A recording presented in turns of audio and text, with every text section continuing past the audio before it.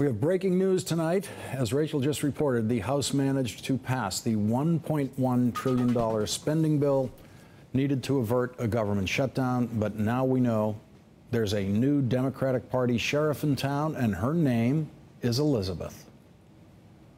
Who does Congress work for? Does it work for the millionaires, the billionaires, the giant companies with their armies of lobbyists and lawyers?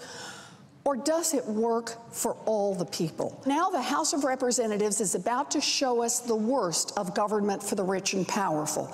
The House is about to vote on a deal negotiated behind closed doors that slips in a provision that would let derivatives traders on Wall Street gamble with taxpayer money and get bailed out by the government when their risky bets threaten to blow up our financial system. This is a democracy, and the American people didn't elect us to stand up for Citigroup. They elected us to stand up for all the people. Senator Elizabeth Warren has seized de facto control of the Democratic Party leadership in this lame duck session of Congress that is struggling to find a way to finance government. Elizabeth Warren wants to do it without surrendering on hard-earned legislative victories that Democrats have already won, including the Dodd-Frank bill regulating the financial industry. The Democrat who has the title of leader in the House of Representatives, Nancy Pelosi, was in favor of the Republican budget deal before she was against it. Nancy Pelosi decided not to fight Elizabeth Warren in the end, but to join her. Here we are in the House being blackmailed to vote for an appropriations bill. This is a moral hazard. We're being asked to vote for a moral hazard. Why is this in an appropriations bill? Because it was the price to pay to get an appropriations bill. And I'm enormously disappointed that the White House feels that the only way they can get a bill is to go along with this. Joining me now is NBC News Capitol Hill correspondent Luke Russert and editor-in-chief of Roll Call, Christina Bellantoni. Luke Russert, tell us about Nancy Pelosi's movements on this. Wasn't she part of the leadership group that agreed to this deal with Republicans in the first place? Yeah, it's kind of a fascinating dynamic, Lawrence. You had today President Obama, Harry Reid, and Steny Hoyer versus Nancy Pelosi and Elizabeth Warren. This is quite a dynamic that played out. Originally, a lot of Democrats in the leadership did not think that that change to Dodd-Frank would be a big deal. Now, why is that? Back in 2013, and this vote went to the House floor, over 70 Democrats, including Steny Hoyer, supported that. Also, the big change in campaign finance donations that went up to $324,000 per individual, that was directly negotiated between Harry Reid and Mitch McConnell. So make no mistake about it, this deal had the blessing of the leadership and the White House. What changed is what you said. Elizabeth Warren going to the Senate floor yesterday saying that if this were to go through, it would show the American people that the system is totally corrupt, the system is for sale. That had a big impact on a lot of House Democrats who, quite frankly, Lawrence, don't have a very good relationship with this White House, have been fed up by playing second fiddle, have been fed up by being cut out of these negotiations, and they decided they wanted to take a stand.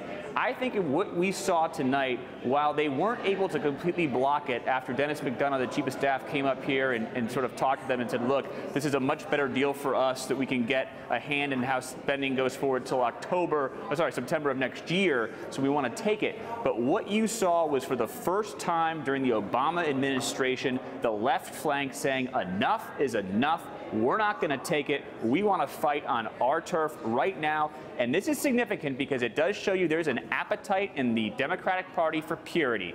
And who fits purity better? Elizabeth Warren, much more so than Hillary Clinton, Lawrence. And Elizabeth Warren turned out to be leading more than the left flank in the House of Representatives. 139 Democrats voted with Elizabeth Warren on this, which is to say against the bill. Only 57 Democrats voted for the bill. We heard what Elizabeth Warren said yesterday on the Senate floor. Let's listen to what she said this morning on the Senate floor. A vote for this bill is a vote for future taxpayer bailouts of Wall Street.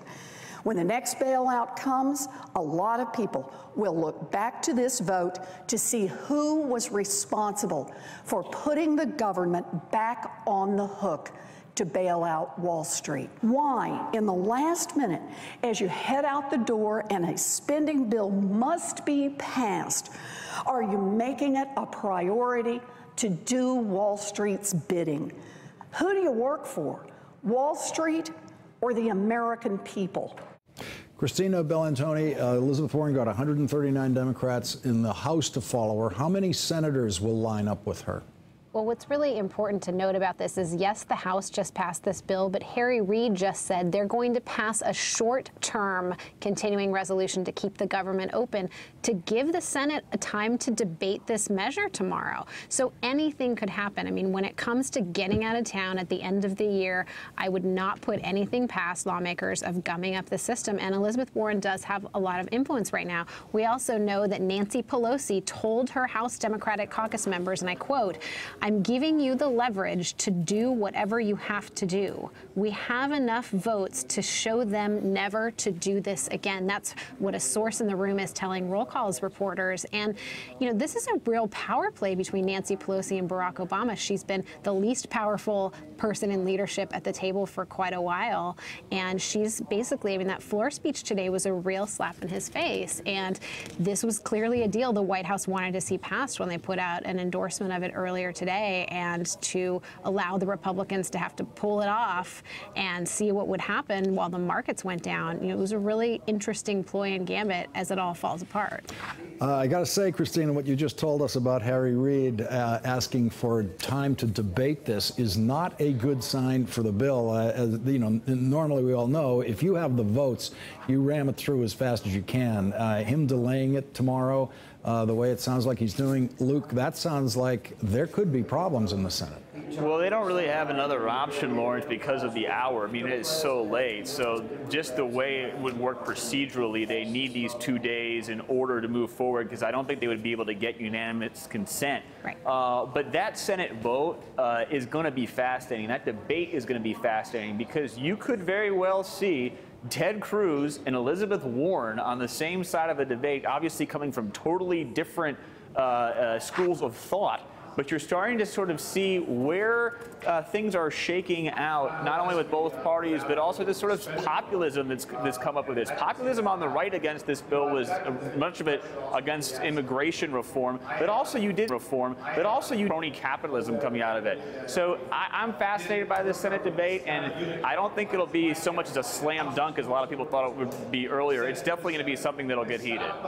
Christina, Elizabeth Warren has in effect sent a message to Republicans.